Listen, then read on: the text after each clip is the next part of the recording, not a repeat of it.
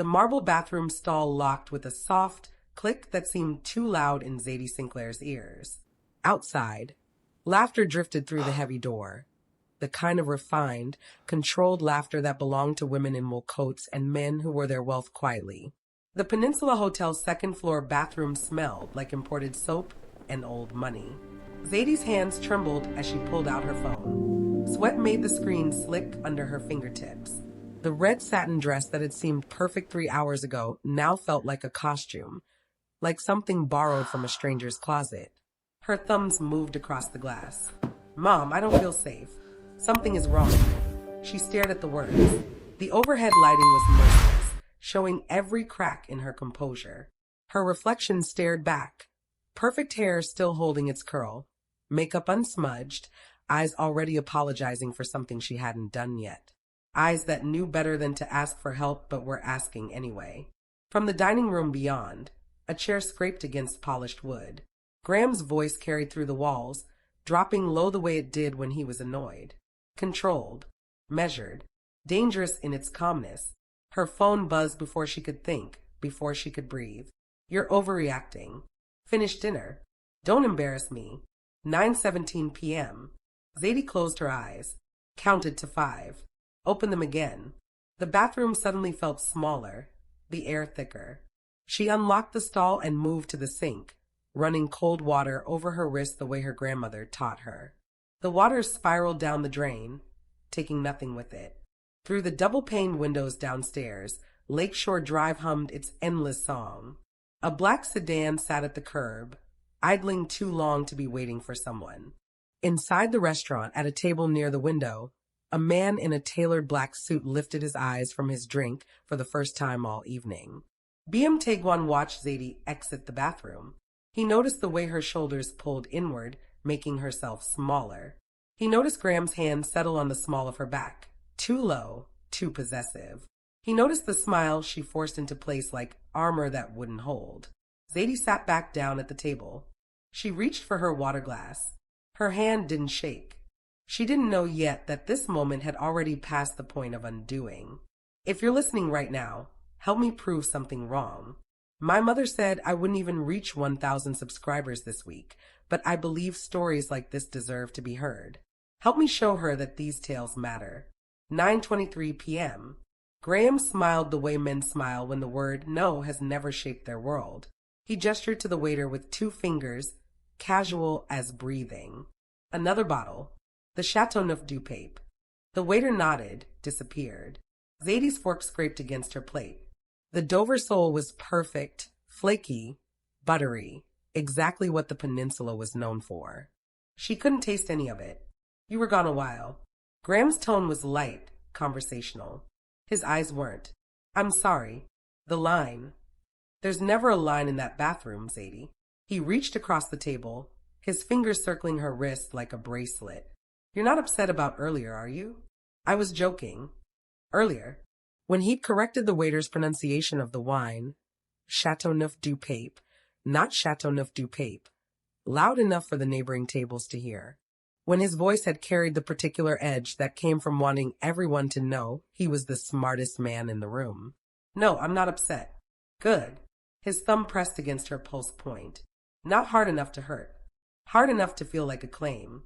Because you know how important tonight is. My father's partners are 3 tables over. First impressions matter in this city. Chicago."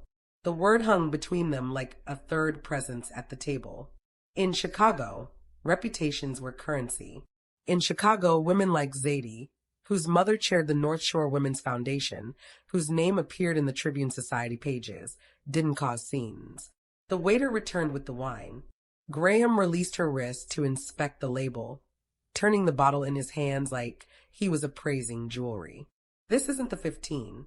I ordered the 15. I apologize, sir. I'll check with the 15, not the 16. Do you understand the difference?" Graham's voice remained pleasant, but something sharp glinted underneath. The kind of sharpness that made waiters memorize faces, made them flinch at certain names. Zadie felt her throat tighten. Around them, conversations continued. Someone discussing a Lake Forest property, Someone else laughing about a fundraiser at the Art Institute. Normal. Everything was normal. Except Graham's hand found her wrist again under the table. This time his fingers tightened. Not hard enough to leave a mark. Hard enough to be unmistakable. Zadie's breath caught. The room seemed to tilt slightly. The chandelier light too bright. The murmur of voices suddenly underwater distant. Then, across the room, a chair pushed back. The man in the black suit stood. No rush. No visible anger. Just a smooth, economical movement that somehow drew every eye without demanding it. Beom Tae-gwan didn't look at Graham. He looked at Zadie. Their eyes met for less than a second.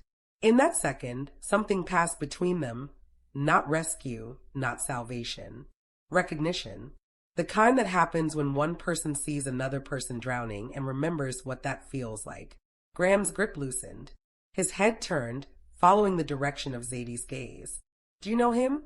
The question came out too fast, too sharp. No. But Beom was already moving toward their table, his stride unhurried, his face carrying the kind of calm that came from practice. He stopped 3 feet away, close enough to be acknowledged, far enough to be polite. Zadie Sinclair.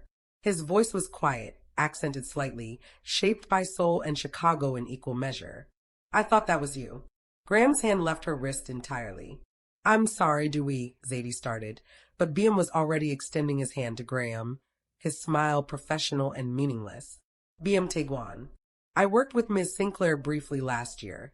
The Loop Consulting Project. He said it like a fact, like something anyone could verify. His eyes were dark, unreadable. I didn't mean to interrupt your dinner. Graham's jaw tightened. He shook Beom's hand with the particular firmness of men establishing territory. Graham Whitmore. We're actually in the middle of. Of course. Beom turned back to Zadie, and something in his expression shifted. Softened, maybe. Or sharpened. I just wanted to say hello. It's good to see you. The words were ordinary. The weight behind them wasn't. Zadie felt something shift in her chest. Some locked door trembling on its hinges. You too, she heard herself say. Beom nodded once. Started to turn away. Then Graham laughed, a short, ugly sound that didn't match his smile. He leaned closer to Zadie, his breath warm against her ear. His words meant only for her. Don't even think about it. 3 words. Whispered. Quiet enough that Beom couldn't hear. Loud enough that Zadie's stomach dropped. But Beom had stopped walking. He turned back, his gaze settling on Graham with the weight of something ancient and patient. When he spoke, his voice carried no threat, no anger. Just fact. If you want to leave, he said, looking only at Zadie now, we leave. If not, I'll sit back down. The restaurant seemed to hold its breath. Choice, not rescue. Zadie stood. If this moment already feels heavier than it should, if you're wondering why that silence mattered, subscribe now. What happens next changes the balance completely. 9:31 p.m. The elevator descended in silence. Zadie watched the numbers decrease. 3, 2, 1, and tried to remember how to breathe normally. Her reflection in the polished brass doors looked like someone else. Someone braver. Beom stood beside her, hands in his pockets, eyes forward. He hadn't touched her, hadn't asked questions. When Graham had started to stand, started to say something, Beom had simply stepped between them. Not aggressive, just present, immovable. The doors opened onto the lobby. Crystal chandeliers cast warm light across marble floors. A pianist played something soft and forgettable near the bar. Everything looked exactly as it had 3 hours ago when Zadie had walked in on Graham's arm, smiling, performing the role her mother had coached her through. My car is outside, Beom said. Or I can call you a cab. Zadie's phone buzzed. Once, twice, 3 times in rapid succession. She didn't need to look to know it was Graham. Or maybe her mother by now. Graham would have called her, told his version first, framed Zadie as irrational, dramatic, ungrateful. Your car, she said quietly. Outside, the October wind cut across the Gold Coast with surgical precision. Lake Michigan was invisible in the darkness, but present in the cold, in the particular bite of air that came off deep water. The black sedan Zadie had seen earlier sat at the curb, engine running. A man in a dark suit opened the back door. He was young, maybe mid-20s, with a scar that ran from his eyebrow to his cheekbone. He nodded at Beom, his expression carefully neutral.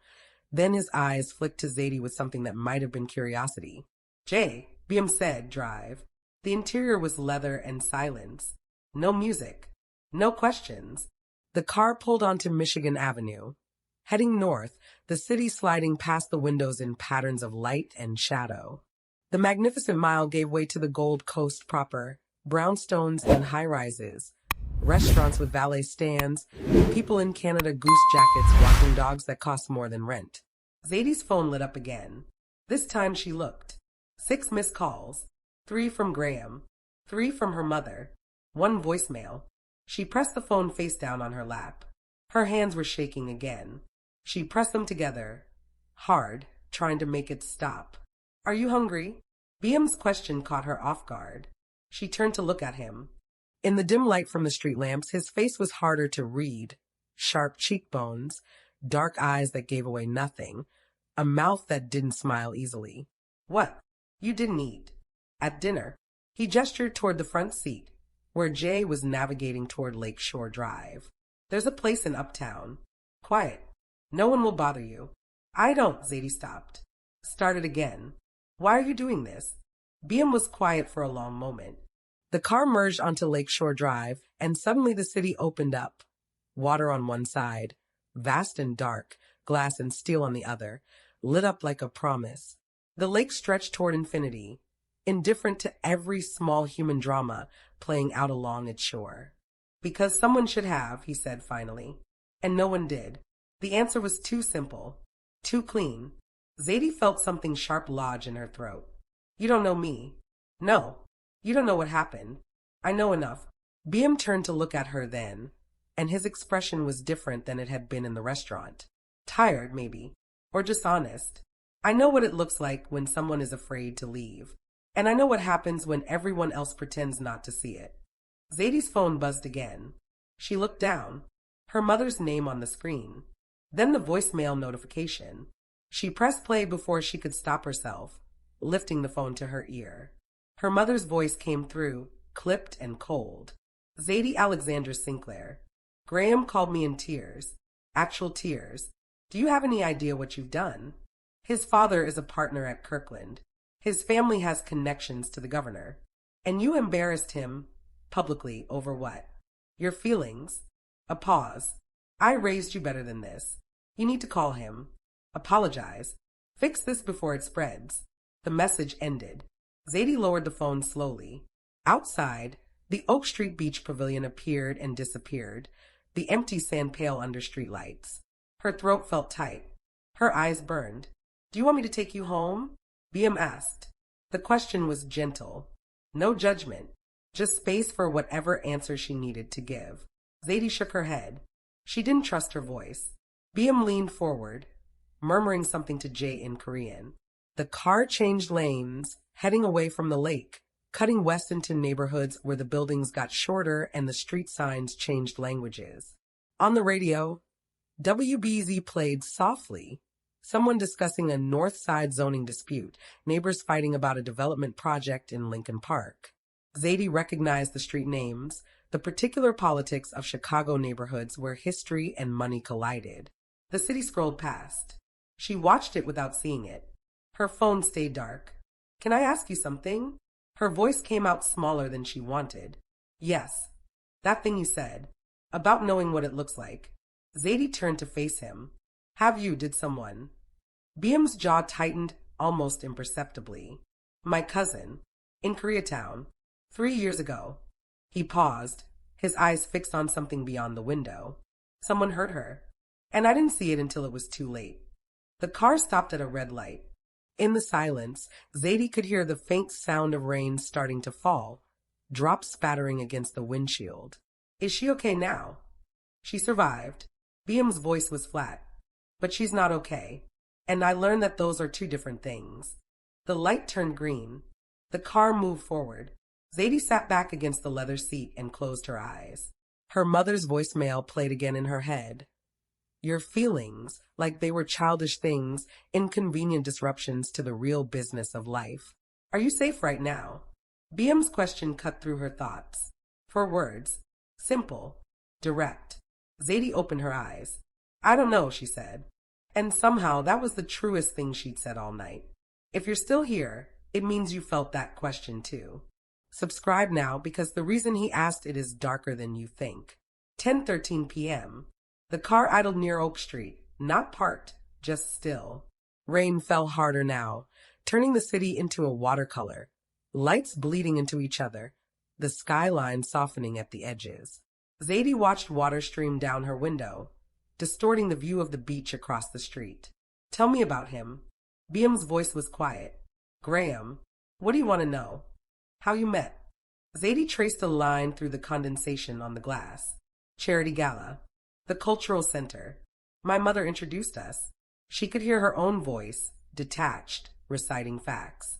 His father works with her foundation. Graham's at Kirkland and Ellis, corporate law. He went to Northwestern, undergrad and law school. He rose on Sunday mornings. He knows everyone. That's his resume, Beom said. I asked about him.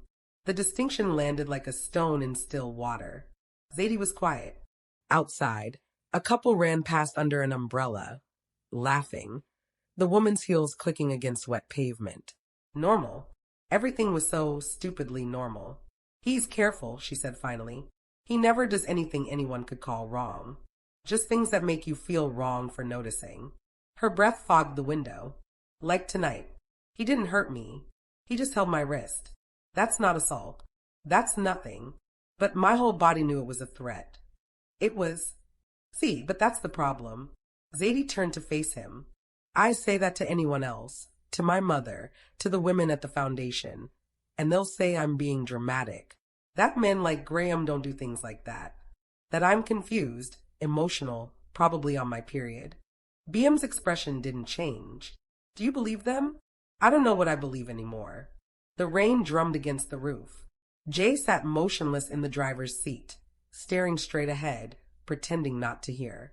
The three of them existed in a strange bubble, separate from the city, separate from the normal rules of Chicago society that said certain families didn't talk to certain other families, that North Shore daughters didn't get into cars with men whose names they didn't recognize. Can I tell you something? Beom asked. Zadie nodded. My cousin, the one I mentioned. He looked down at his hands, at the thin white scar across his right knuckle. She was engaged to someone our families approved of. Good family. Good job. Everyone said she was lucky. And she smiled at all the right times and she never complained. What happened? She tried to leave. He found her at her apartment. Put her in the hospital.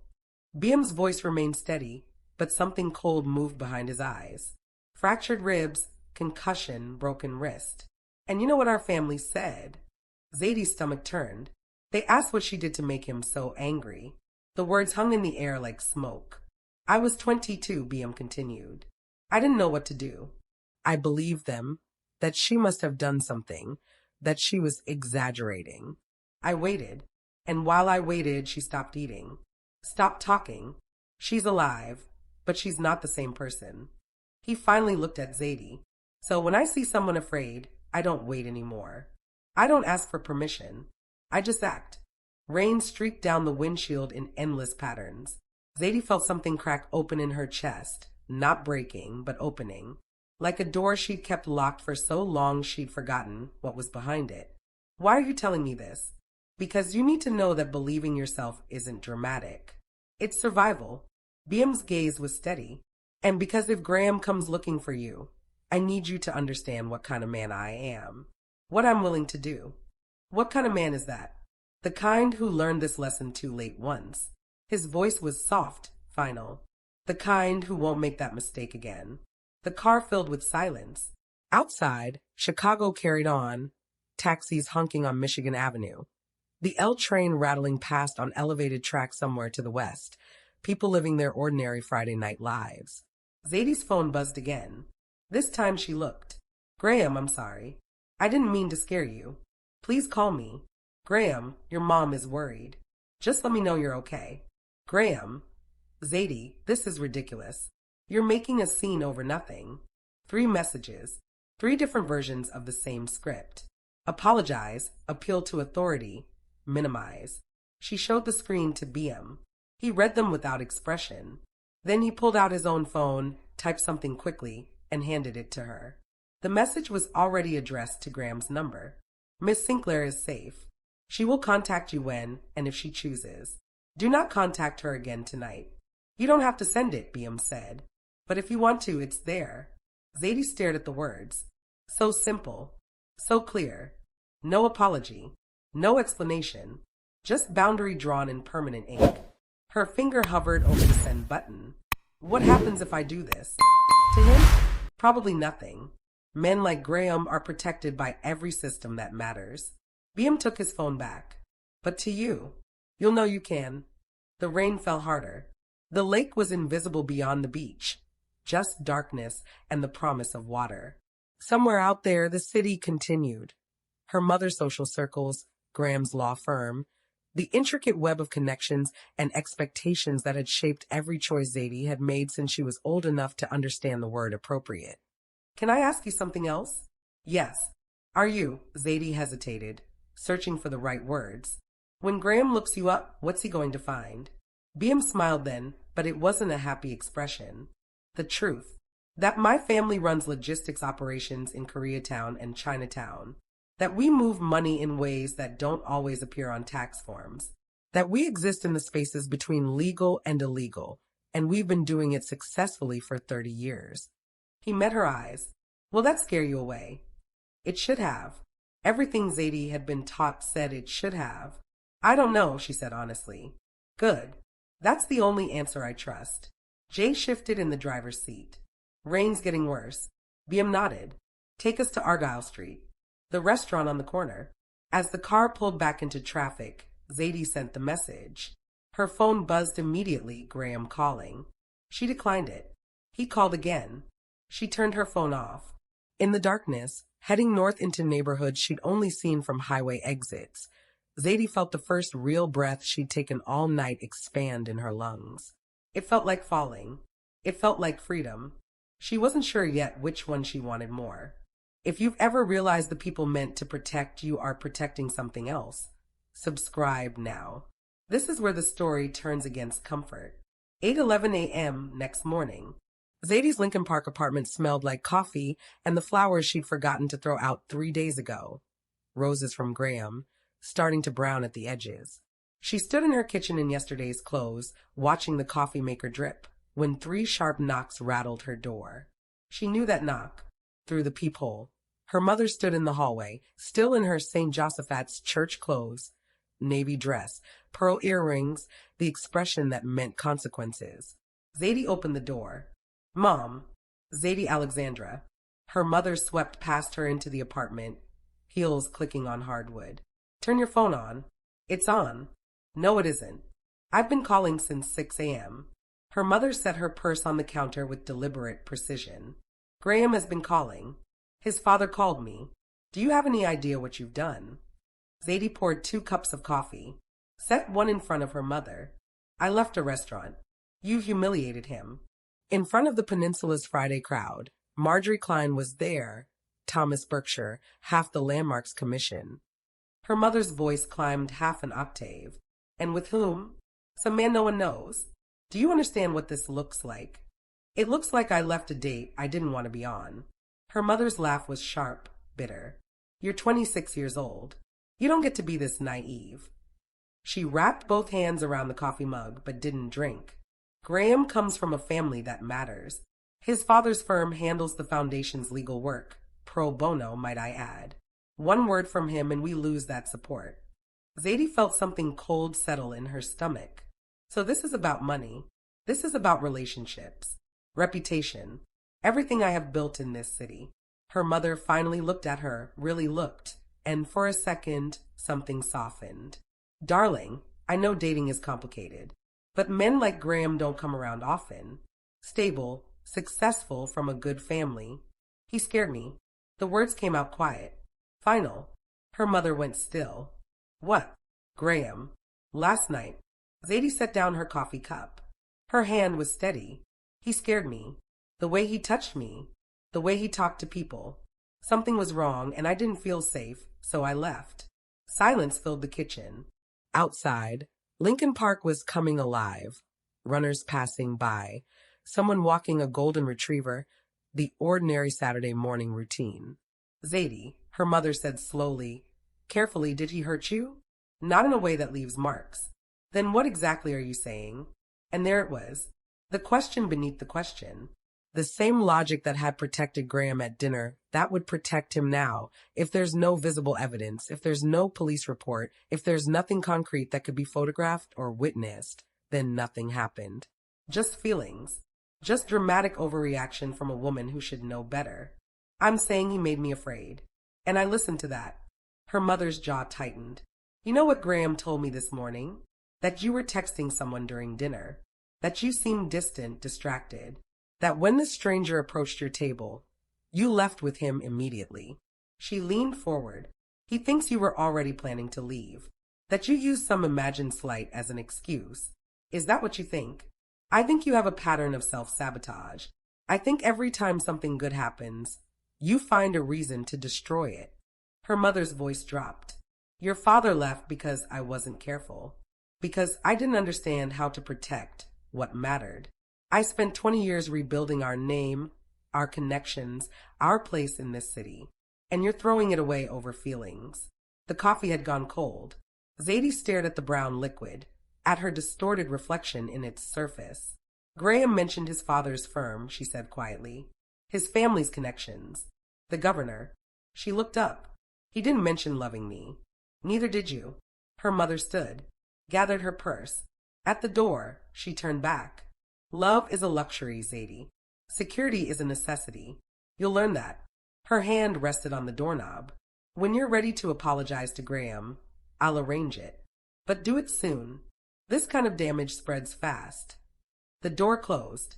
Zadie stood in her kitchen, surrounded by coffee and dying roses and the particular silence that comes after someone leaves angry.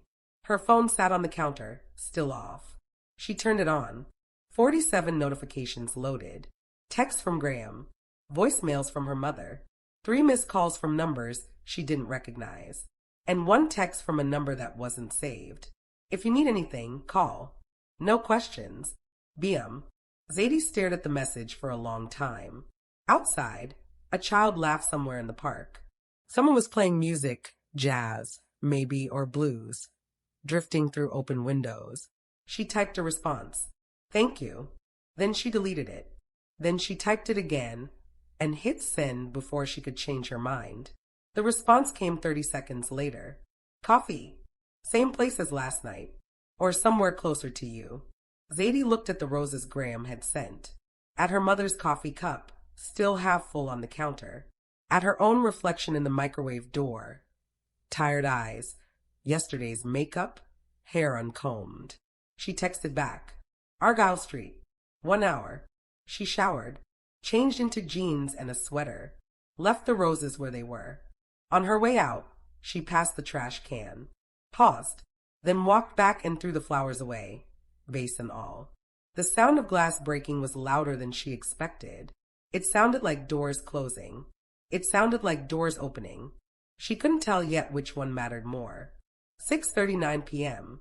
The cafe on Argyle Street didn't have a name in English, just Korean characters on a weathered sign and a window full of plants that had seen better decades. Inside, the lighting was warm and dim, the kind that made everyone look softer, less guarded. The air smelled like sesame oil and green tea. Beom sat at a table in the back, near a painting of mountains Zadie didn't recognize. He'd changed since last night. No suit, no armor. Just dark jeans and a black sweater. His hair slightly disheveled like he'd been running his hands through it. He looked younger this way. More human. You came, he said, standing. I said I would. People say a lot of things. He pulled out her chair. Hungry. They ordered without looking at menus. Beom speaking Korean to the older woman who ran the place, who smiled at him with the particular fondness reserved for regulars. She brought banchan first, small dishes of kimchi and pickled vegetables, then soup in stone bowls that stayed boiling at the table. For a while, they just ate. The silence wasn't uncomfortable. Outside, Argyle Street transformed with the evening, neon signs flickering on, restaurants opening. the neighborhood settling into its nighttime rhythm. This part of Chicago felt different than the Gold Coast. Louder, more honest. Your mother came to see you, Beom said finally. Not a question. How did you know? It's what mothers do, especially mothers with reputations to protect. He met her eyes across the table. How bad was it? She wants me to apologize to Graham. Says I'm destroying everything she built. What do you want? The question landed like all of Beom's questions, simple on the surface, complicated underneath. I don't know. Zadie pushed rice around her bowl. I keep trying to figure out if I'm overreacting. If maybe Graham just had a bad night. If I'm reading too much into. Stop. Beom set down his spoon. That's what they want you to do. Question yourself until you doubt your own experience. People who benefit from women staying quiet. Zadie looked around the cafe. An elderly couple ate in comfortable silence 2 tables over. A teenager sat alone with a textbook and headphones. Normal lives. Normal problems. Can I ask you something, she said. You keep asking permission to ask questions. Is that bad? It's sad. Beom's expression softened. But yes, ask. What do you do? Really? Zadie leaned forward. You said logistics. You said your family operates in spaces between legal and illegal. What does that actually mean? For a long moment, Beom was quiet. He studied her face like he was making a calculation, weighing trust against truth. My family moves money, he said finally. For people who can't use banks. For businesses that operate in cash. We provide loans when Wells Fargo won't. We settle disputes when calling the police isn't an option. He paused. And sometimes we make problems disappear. What kind of problems? The kind that hurt people. The kind that hide behind legality and respectability.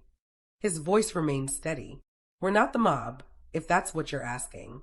We don't sell drugs, we don't traffic people, we don't run protection rackets. But we exist outside the systems that pretend to protect everyone equally. So you're criminals. We're pragmatists. Beom smiled, didn't reach his eyes. The law protects people like Graham. Men with good lawyers, connected families, money that opens doors. And it fails people like my cousin. Like you, if you'd called the police last night. You don't know that, don't I? He leaned back in his chair. What would you tell them? That Graham held your wrist too tight? That he scared you? That you felt unsafe? He tilted his head.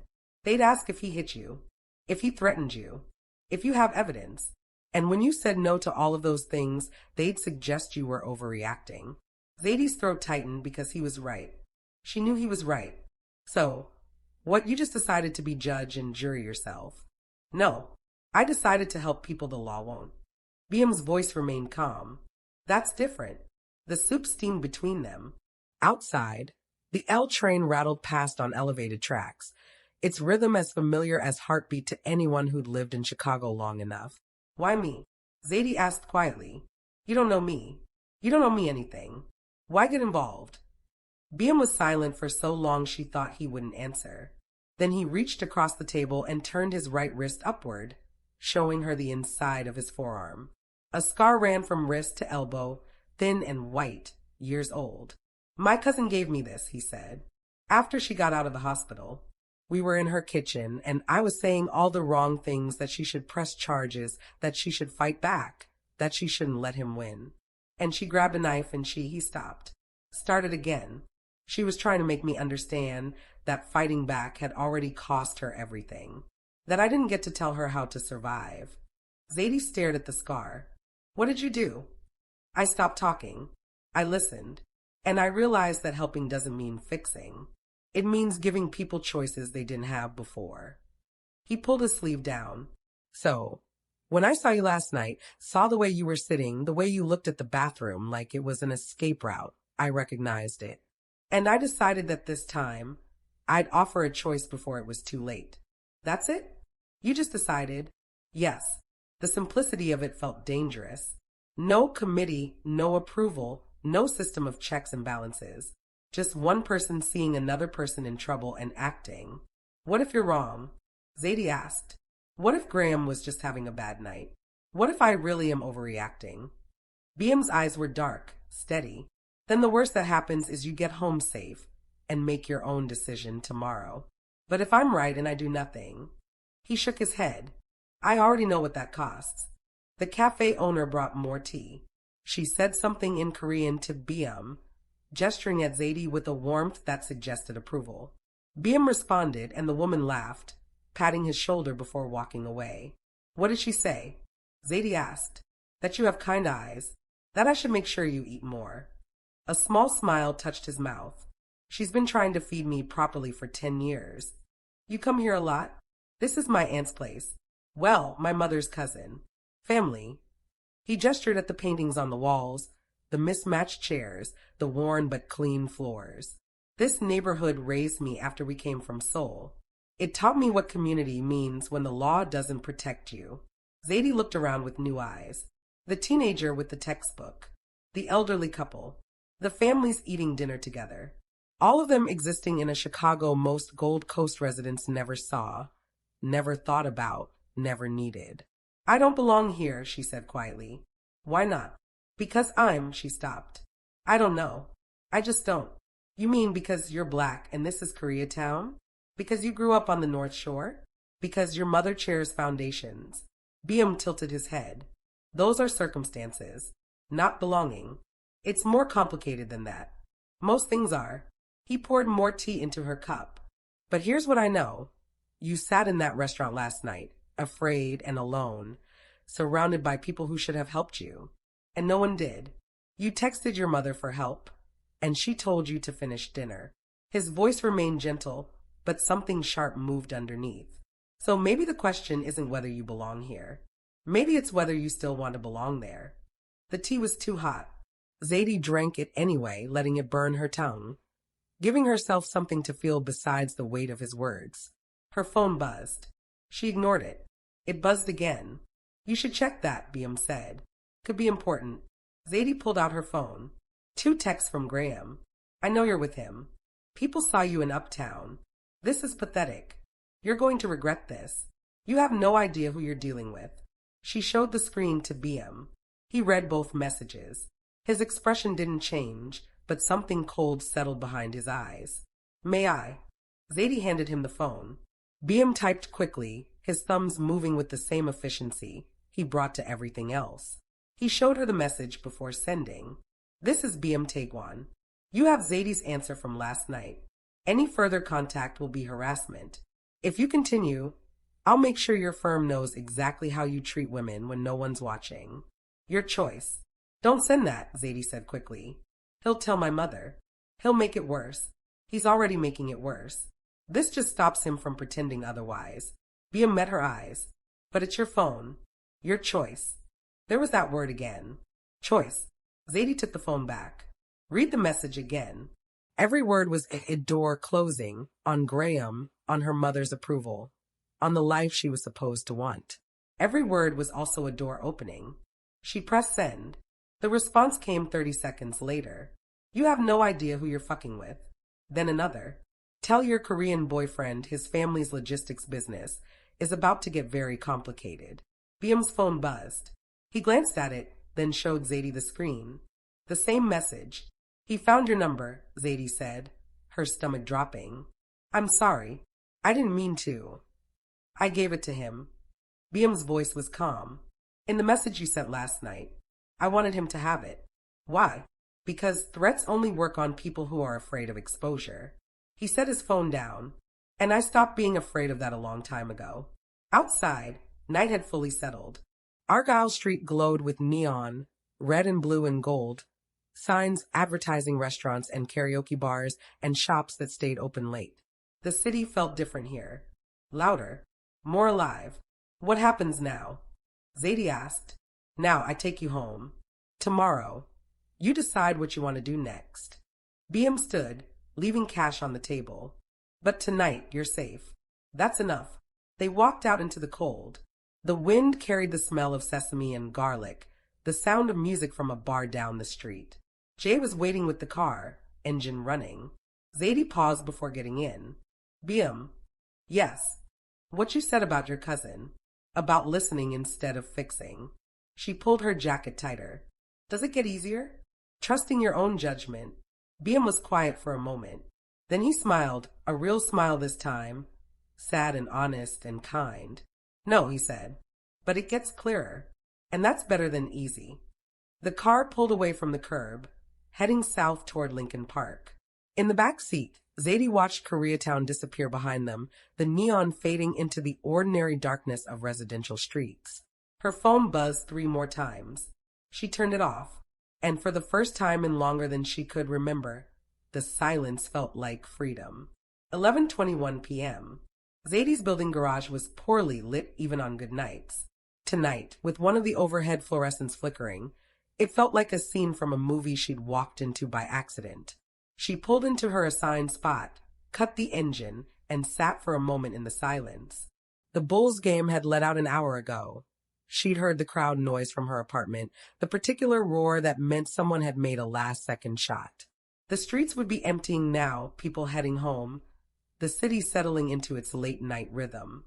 She gathered her bag, opened the door. Graham was leaning against her car before she saw him coming. "Jesus," Zadie stumbled back, her keys clattering to the concrete. "Relax. It's just me." Graham's voice was too loud in the enclosed space, echoing off cement walls. He wore gym clothes, northwestern hoodie, running pants, like he'd just finished a workout. But his eyes were wrong. Too bright. Too focused. Zadie's heart hammered. "How did you get in here?" "Visitor code. Your mom gave it to me months ago, remember?"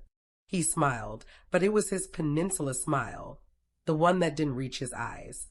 "For emergencies." "This isn't an emergency, isn't it?" He took a step closer. Zadie could smell alcohol now, underneath the cologne and the sweat.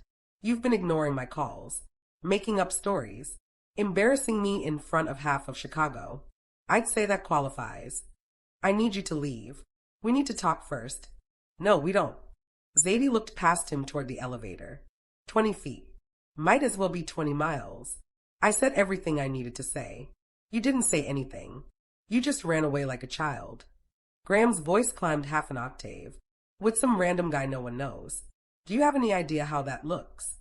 A car turned into the garage, headlights sweeping across them for a second before continuing to a different level. The driver didn't slow down, didn't look, just kept going. Witnesses who pretend not to see. "Graham, you're drunk. You need to go home." "I'm not drunk. I had 2 beers after the game." He moved closer. "And I'm not leaving until you explain what the fuck you think you're doing." Zadie's back hit her car. "Don't." His hand shot out, gripping her arm. "Not hard enough to hurt. Hard enough to hold." "You're going to apologize," Graham said quietly. "To me. To my father. To your mother. You're going to tell everyone you overreacted, that you were stressed, that you made a mistake. Let go of me. Make me." The words hung in the air. Zadie felt her breath catch, her vision narrow. This was it, the moment she'd been afraid of since last night, since always. The moment when saying no stopped being enough. Then a car door opened. Beom stepped out of a black sedan parked 3 spaces away. He didn't run, didn't shout, just walked toward them with the same calm he'd carried in the Peninsula, like he had all the time in the world. Graham's grip loosened. "What the fuck? Let her go." Beom's voice was quiet, conversational even.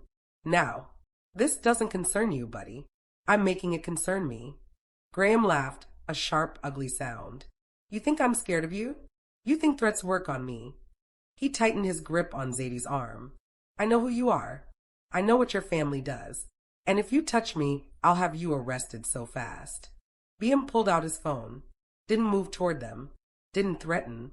Just pulled out his phone and made a call. Graham stopped talking. "Yeah," Beom said into the phone, his eyes never leaving Graham's face. "Peninsula parking garage. Lincoln Park West.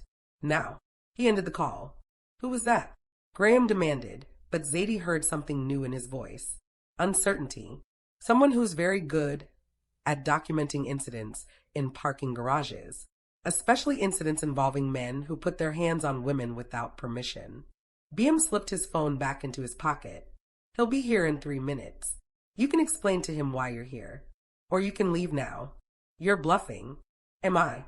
They stood there, 3 people frozen in bad lighting, the moment stretching impossibly thin. Zadie could hear her own heartbeat, could feel Graham's fingers still circling her arm, could see the calculation happening behind his eyes. Then footsteps echoed from the garage entrance. Someone was coming. Graham released her arm. This isn't over. Yes, it is. Beom's voice remained calm. You don't contact her. You don't come near her building. You don't mention her name. If I hear otherwise, from anyone, I'll make sure every firm in Chicago knows exactly what happened in this garage tonight. And at the Peninsula.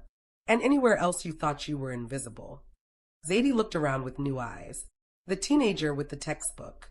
The elderly couple. The families eating dinner together. All of them existing in a Chicago most Gold Coast residents never saw, never thought about, never needed. I don't belong here, she said quietly. Why not? Because she stopped. I don't know. I just don't. You mean because you're black and this is Koreatown? Because you grew up on the North Shore? Because your mother chairs foundations? Beom tilted his head. Those are circumstances, not belonging. It's more complicated than that. Most things are. He poured more tea into her cup. But here's what I know. You sat in that restaurant last night, afraid and alone, surrounded by people who should have helped you. And no one did. You texted your mother for help, and she told you to finish dinner. His voice remained gentle, but something sharp moved underneath. So maybe the question isn't whether you belong here. Maybe it's whether you still want to belong there. The tea was too hot. Zadie drank it anyway, letting it burn her tongue, giving herself something to feel besides the weight of his words. Her phone buzzed. She ignored it. It buzzed again. You should check that, Beom said. Could be important. Zadie pulled out her phone. 2 texts from Graham. I know you're with him. People saw you in Uptown. This is pathetic. You're going to regret this. You have no idea who you're dealing with. She showed the screen to Beom. He read both messages. His expression didn't change, but something cold settled behind his eyes. May I? Zadie handed him the phone. Beom typed quickly, his thumbs moving with the same efficiency he brought to everything else. He showed her the message before sending. This is Beom Tae-gwan. You have Zadie's answer from last night. Any further contact will be harassment. If you continue, I'll make sure your firm knows exactly how you treat women when no one's watching. Your choice. Don't send that, Zadie said quickly. He'll tell my mother. He'll make it worse. He's already making it worse. This just stops him from pretending otherwise. Beom met her eyes. But it's your phone. Your choice. There was that word again. Choice. Zadie took the phone back. Read the message again. Every word was a door closing on Graham, on her mother's approval, on the life she was supposed to want. Every word was also a door opening. She pressed send. The response came 30 seconds later. You have no idea who you're fucking with. Then another. Tell your Korean boyfriend his family's logistics business is about to get very complicated. Beom's phone buzzed. He glanced at it, then showed Zadie the screen. The same message. He found your number, Zadie said, her stomach dropping. I'm sorry. I didn't mean to. I gave it to him. Beom's voice was calm. In the message you sent last night, I wanted him to have it. Why? Because threats only work on people who are afraid of exposure. He set his phone down, and I stopped being afraid of that a long time ago. Outside, night had fully settled. Argyle Street glowed with neon, red and blue and gold, signs advertising restaurants and karaoke bars and shops that stayed open late. The city felt different here. Louder, more alive. What happens now? Zadie asked. Now I take you home. Tomorrow. You decide what you want to do next. Beom stood, leaving cash on the table. But tonight you're safe. That's enough. They walked out into the cold. The wind carried the smell of sesame and garlic, the sound of music from a bar down the street. Jay was waiting with the car, engine running. Zadie paused before getting in. Beom. Yes. What you said about your cousin. About listening instead of fixing. She pulled her jacket tighter. Does it get easier? Trusting your own judgment. Beom was quiet for a moment. Then he smiled, a real smile this time, sad and honest and kind. No, he said, but it gets clearer, and that's better than easy. The car pulled away from the curb, heading south toward Lincoln Park. In the back seat, Zadie watched Koreatown disappear behind them, the neon fading into the ordinary darkness of residential streets. Her phone buzzed 3 more times. She turned it off, and for the first time in longer than she could remember, the silence felt like freedom. 11:21 p.m. Zadie's building garage was poorly lit even on good nights. Tonight, with one of the overhead fluorescents flickering, it felt like a scene from a movie she'd walked into by accident. She pulled into her assigned spot, cut the engine, and sat for a moment in the silence. The Bulls game had let out an hour ago.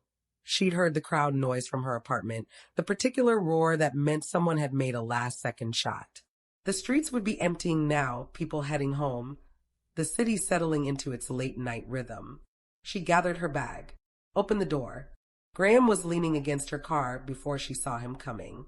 Jesus, Zadie stumbled back, her keys clattering to the concrete.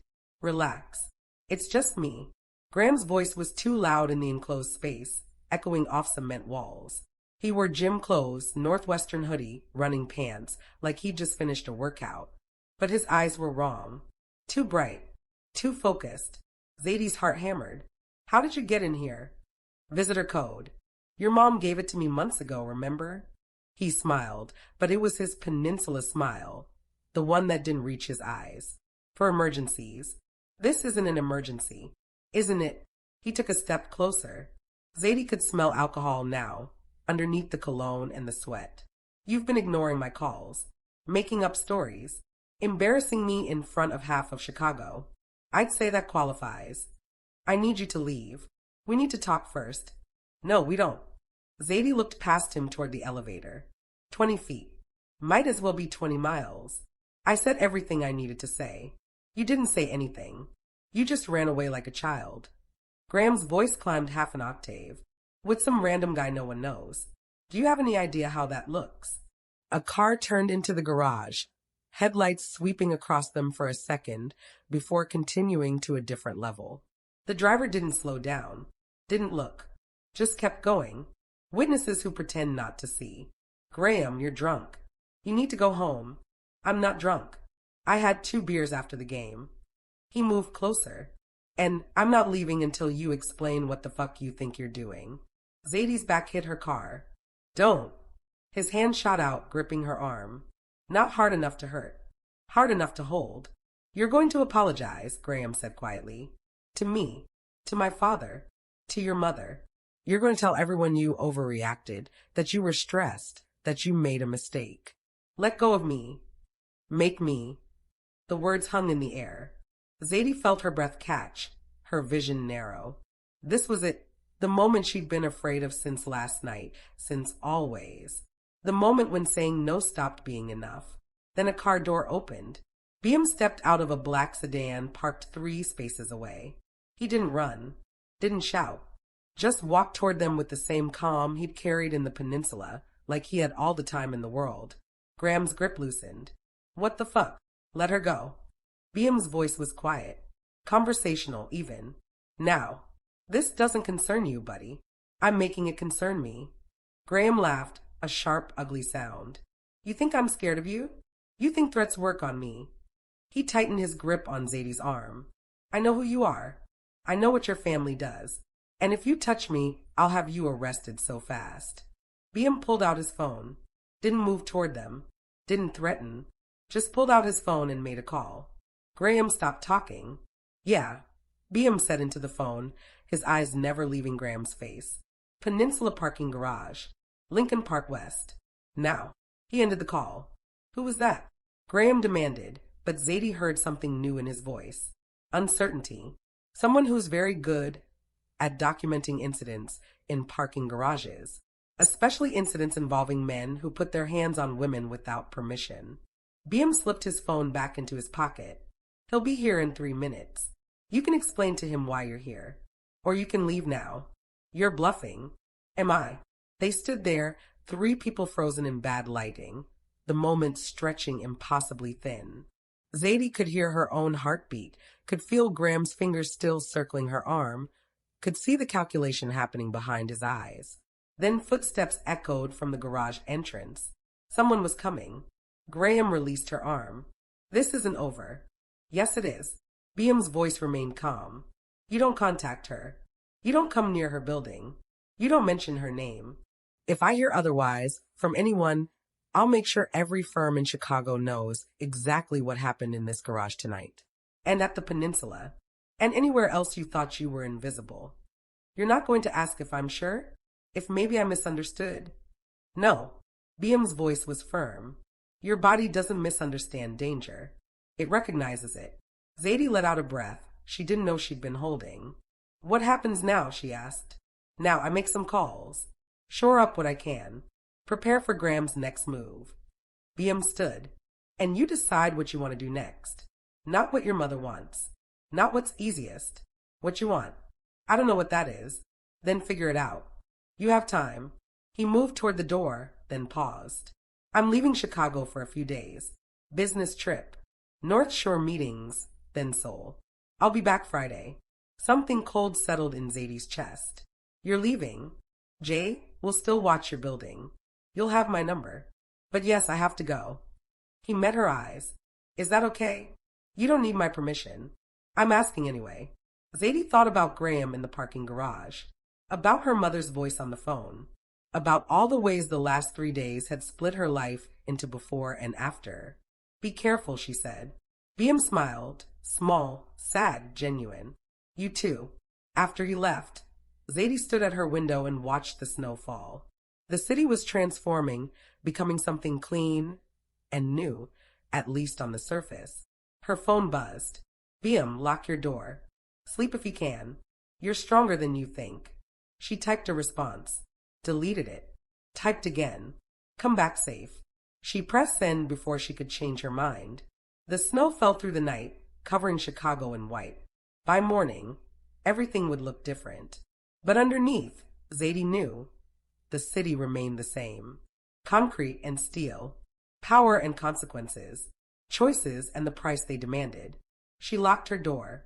She went to bed. And for the first time since Friday night, she slept without dreaming. For 39 p.m., 3 weeks later. The lakefront near Fullerton was brutal in November. Wind came off the water like knives, turning Zadie's breath into clouds, making her eyes water. She walked anyway, hands shoved deep in her coat pockets, watching joggers and cyclists brave the cold. 3 weeks since the parking garage. 2 weeks since her mother stopped calling. 1 week since Beom's last text. Her phone buzzed. She pulled it out, already knowing it wouldn't be him. Unknown number. She almost declined. Then something made her answer. Hello. Zadie Sinclair? A woman's voice. Professional. Unfamiliar. Yes. This is Detective Sarah Chen with CPD. I'm calling about an incident report filed by Graham Whitmore. He's alleging harassment and stalking by an associate of yours, a Mr. Beom Tae-gwan. Zadie stopped walking. What? Mr. Whitmore claims Mr. Beom has been threatening him, interfering with his business relationships, and engaging in a pattern of intimidation. He's requesting a restraining order. Papers rustled in the background. I need to ask you some questions about your relationship with both men. The lake stretched dark and endless beside her. A woman ran past with a dog, both of them indifferent to Zadie's world falling apart. Graham cornered me in my parking garage, Zadie said. He grabbed me. Beom stopped him. Mr. Whitmore's statement says you invited him to your building. That Mr. Beom attacked him without provocation. That's a lie. I'm just gathering information, ma'am. The detective's voice remained neutral. Can you tell me the nature of your relationship with Mr. Beom? Zadie opened her mouth.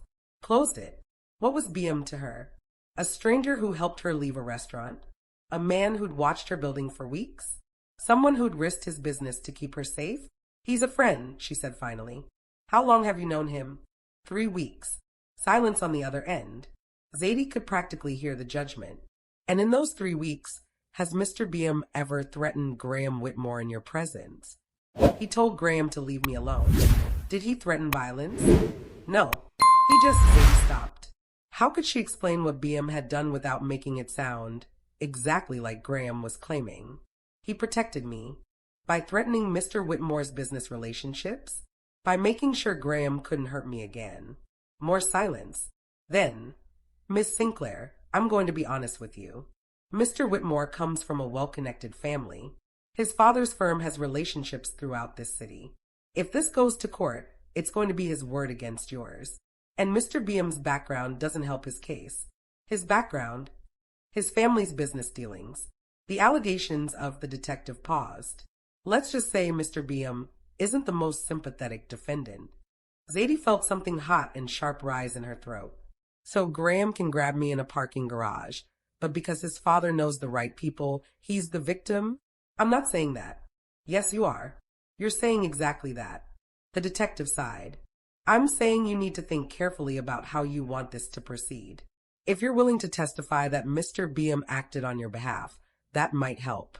But it might also complicate things for you.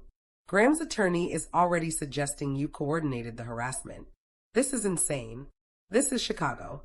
The detective's voice softened slightly. Look, off the record, I believe you. I've seen men like Graham before. But belief doesn't matter in court. Evidence does. And right now, the evidence says your friend made some powerful people very angry. The call ended. Zadie stood on the lakefront, wind cutting through her coat, phone cold in her hand. Her mother had been right about one thing. Consequences spread fast in this city. She pulled up her messages, scrolled to Beom's name. Their last conversation was from a week ago. Soul's cold. Miss Chicago. Stay warm. Stay safe. Always. She started typing. Graham filed a police report. They're saying you harassed him. They want me to testify. She hit send. 3 minutes passed. Then 5. Then 10. Finally, the phone rang. I'm sorry, Beom said. No hello. No small talk. I should have handled this differently. Did you threaten his business? I made some calls. Asked some questions. Let certain people know that Graham Whitmore might not be the safest investment. A pause. Yes, I threatened his business. They want to give him a restraining order. They will. Men like Graham always get what they want. His voice was calm, resigned. The question is what you want to do about it. Zadie watched waves crash against the rocks. Lake Michigan in November was gray and merciless, the same color as the sky, as the city, as every choice that felt impossible. If I testify for you, Graham's lawyers will destroy me. They'll say I manipulated you. They'll drag up everything. Every date, every text, every time I smiled at him in public. Her breath clouded in front of her. My mother will never speak to me again. I know. And if I don't testify, you lose. You get a restraining order. Maybe worse. Probably worse, Beom agreed. But I'll survive it. Will you? Silence. Then I don't know. The honesty hit harder than any lie would have. I'm coming back to Chicago tomorrow, Beom said. Early flight. We can meet. Talk through options. Beom. But whatever you decide, I need you to know something. His voice dropped lower. You don't owe me anything. Not testimony. Not loyalty. Not your future. I made my choices knowing the cost. You make yours. The line went quiet. Zadie thought he'd hung up. Then, are you safe right now? The question undid her the same way it had 3 weeks ago in a car on Lakeshore Drive, because it was the only question that had ever mattered. The only one her mother never asked. I don't know, Zadie whispered. Then let's figure that out first. Everything else can wait. The call ended. Zadie stood on the lakefront until the cold became unbearable. Then she walked home through streets that felt different now. Sharper, more honest, less forgiving. At her building, Jay sat in the black sedan, reading a newspaper. He nodded when she passed. She nodded back. Upstairs, her apartment was exactly as she'd left it. Clean, quiet, empty. Her phone buzzed one more time. Beom, whatever you decide tomorrow, you decide for yourself. Not for me. Not for Graham. Not for your mother. Just you. Zadie read the message 3 times. Then she opened her laptop and typed Graham Whitmore's name into the search bar. If she was going to choose, she needed to know exactly what she was choosing. The search results loaded slowly. Graham's firm bio, his LinkedIn, photos from charity events, and then, buried on page 3, a blog post from 2 years ago. Has anyone else had problems with Graham W. from Kirkland and Ellis? He won't leave me alone after one date. Zadie clicked. The post had 17 comments, all anonymous, all describing the same pattern. Too possessive, too controlling, too willing to cross boundaries. One comment included a photo, Graham's hand circling a woman's wrist at a restaurant table, the same way he'd held Zadie's. Her phone buzzed again. Unknown number. Is this Zadie? This is Emily. I saw your name connected to Graham Whitmore in a police filing request my friend works on. If you're dealing with him, please call me. You're not alone. A phone number followed. Zadie stared at the screen. She'd spent 3 weeks thinking she was the only one. That maybe she'd overreacted. That maybe Graham was right and she was just being dramatic. But here was evidence. Here was proof.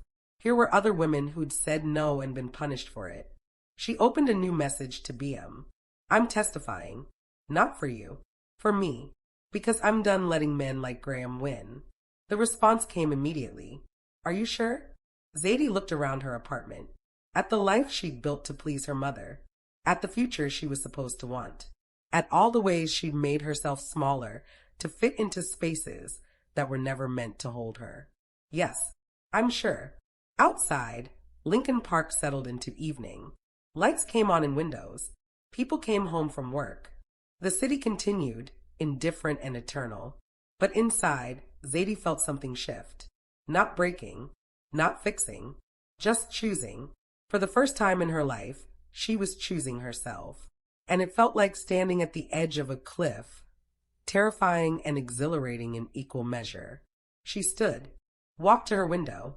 Lincoln Park stretched below, lights reflecting off fresh snow, the city glowing against the dark. Tomorrow, Beom would come back. Tomorrow, she would tell the truth. Tomorrow, everything would change. But tonight she was just a woman in an apartment, making the kind of choice that would either save her or destroy her. She decided she was okay with not knowing which. Her phone stayed silent the rest of the night. But for once, the silence felt like peace. 10:47 a.m. next day. The coffee shop where they met was in Wicker Park, far from the Gold Coast, far from the Peninsula, far from the version of Chicago where people like Graham won by default. Exposed brick walls, mismatched furniture, the smell of espresso and cinnamon. Beom sat at a corner table, waiting. He looked tired, jet lag, maybe, or just the weight of consequences catching up. When Zadie walked in, something in his expression shifted. Relief, possibly, or just recognition. You came, he said. I said I would. She ordered coffee, sat across from him. Between them, the table was scarred with initials and coffee rings, evidence of other people's conversations, other moments that had mattered. I read the police report, Zadie said.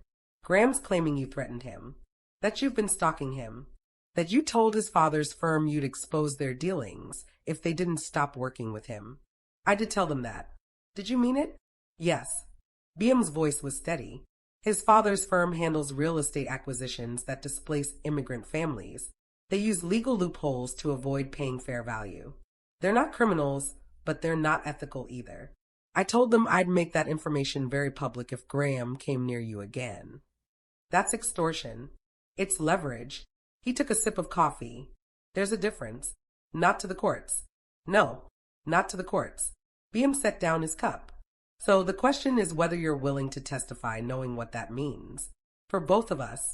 Zadie pulled out her phone, showed him the blog post, the comments, the phone number from Emily. I'm not the only one, she said quietly. Graham has done this before. Multiple times. And every time, the women stayed quiet because he's connected, because his family has power, because speaking up costs too much. Beom read through the comments, his jaw tightening with each one. How many, he asked. At least 6 that I can verify. Probably more who haven't come forward. Zadie leaned forward. Emily called me last night. She went on 2 dates with Graham 3 years ago. When she told him she wasn't interested, he showed up at her work, sent flowers to her apartment, called her parents and told them she was unstable. Her voice hardened. She had to change jobs, move buildings. Her parents still think she overreacted. Jesus. She said she'll testify if I do. So will 2 others. They've been waiting for someone to go first. Zadie met his eyes. So I'm going first. Not because I owe you. Because those women deserve someone to believe them. Beom was quiet for a long moment. Outside, Wicker Park was alive with mid-morning energy. People on bikes, someone walking 3 dogs at once, a street musician setting up despite the cold. Your mother will disown you, he said finally. Probably. Graham's lawyers will try to destroy your credibility. They'll say you're bitter about the breakup, that you're mentally unstable, that you coordinated this with me for revenge. Let them try. Zadie. Beom reached across the table, his hand stopping just short of hers. I need you to understand what you're walking into. These men don't lose gracefully. They'll come after your reputation, your job, every relationship you have. And they'll do it publicly. I know. Do you?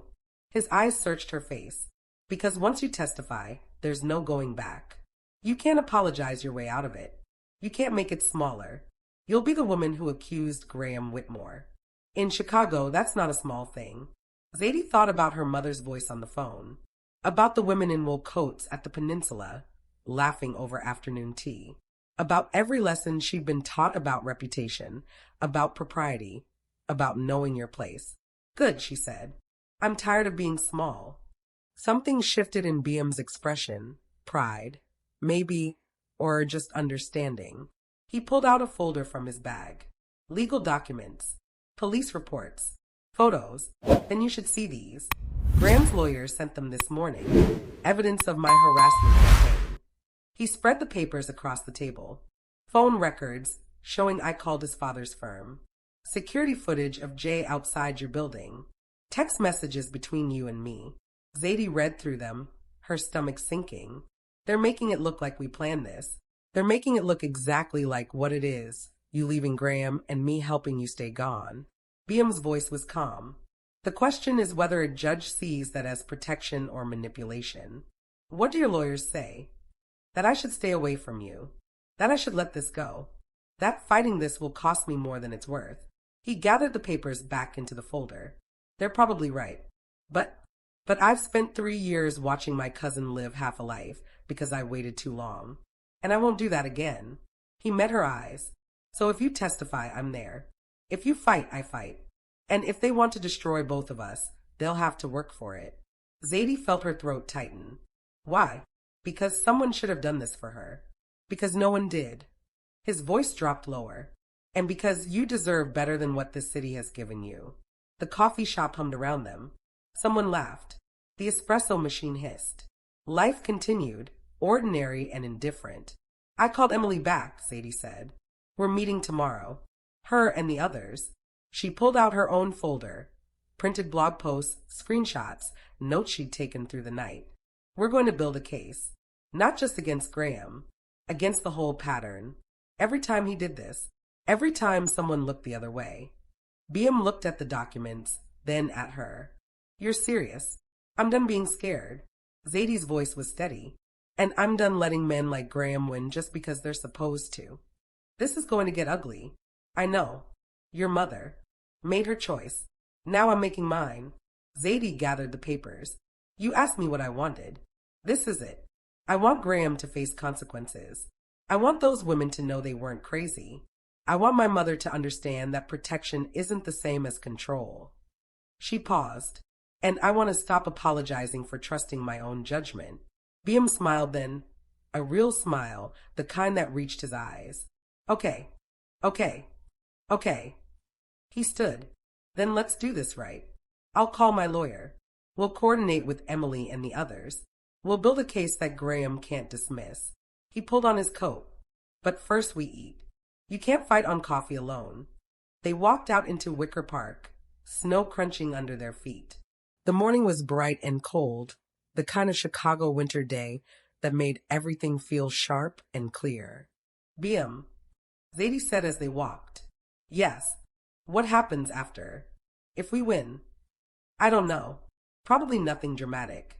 Graham gets a restraining order against him instead of me. His reputation takes a hit. Maybe his firm lets him go quietly. He shrugged. Or maybe nothing changes at all.